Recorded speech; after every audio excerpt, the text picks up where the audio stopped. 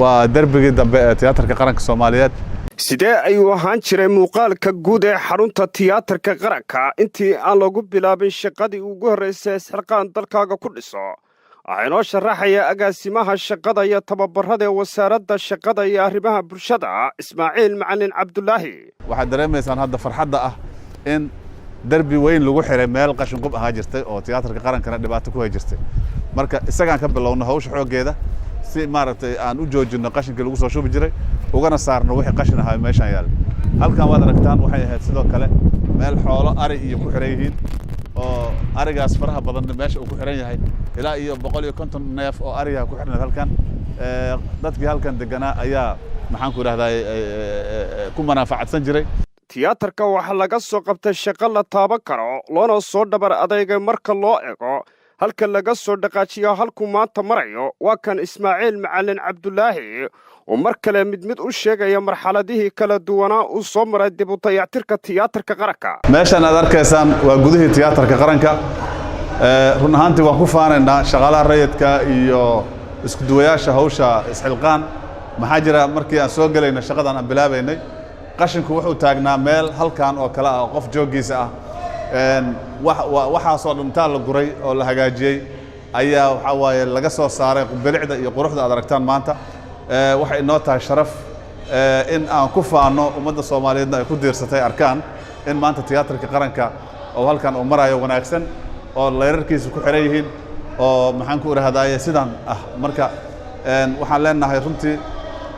wax u dhiman hadda oo tiyaatarka gudihiisa ah ama dhamaystirkiisa ah waxa ka jira roofka sare laakiin inta kale way dhameystiran yihiin. barnaamijka isxilqaan markii dambe wuxuu u gudbay madxafka maktabadda qaranka uu ka soconayo dhisme kala joogsi lahaa inay si wada jira u hayaan shaqaalaha rayidka Soomaaliyeed iyo shaqaalaha shirkadda qandaraasta xarumaha danta guud ee dalka. Ismaaciil Macalin Cabdulaahi oo ka mid ah howlwadeennada barnaamijka isxilqaan wuxuu qirayaa inuu isbeddel weyn ka muuqdo madxafka qaranka iyadoo laga soo qabtay shaqo adag oo laga dareemayo waxaana ku bilaabmay rijigi si ay u soo noqoto bilicdii uu lahaan jiray. waad aragtaan maanta waxaa ka bilowda gadaasheeda rijigii iyo waxaa socda maanta istuukadii iyo rijigii meel wanaagsan oo lagu faraxsan yahay waay Soomaalida dhaqan ahaan waxay tiraahdaa hawl haddii la qabanayo waa la hawhawiyaa hoos hore la qabtaa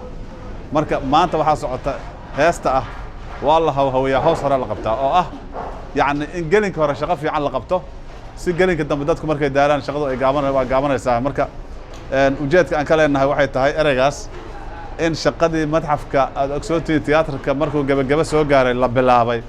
أما وجهي سد هذا شغالة ريت كلو بلابي ما أنت أمراي أسجنا إن رجعي لو بلابي جوديه كده بناك لو سوق بدون دربي بناك وادركتين ولا لسه أو شبعة أي دركتين مركز waxaan ku faraxsanahay dadku inay arkaan waayo wax qabadka iyo dhaqanka sida loo horumarinayo dalka iyo dadka marka waxaan leenahay soo dhawaada in alla intii iyaduna museum Soomaaliyeed fikir ku leh ama sumcad ku leh iyo magac oo caalamka joogto oo Soomaaliya waan ku martigelinaynaa inay yimaadaan arkaan. sidoo kale maktabadda qaranka waxa ka soconaya shaqo maalinle ah oo ay wado shirkadda dhisaysa maktabadda qaranka. goobahan ayaa noqon doona kuwa buuxin doona kaalintii ay ku lahaayeen dalka waana goobaha hidaha iyo dhaqanka cilmiga murtida iyo wacyigelinta. Cabdirasaaq Xaaji Saleemaan warbaahinta qaranka magaalada Muqdisho.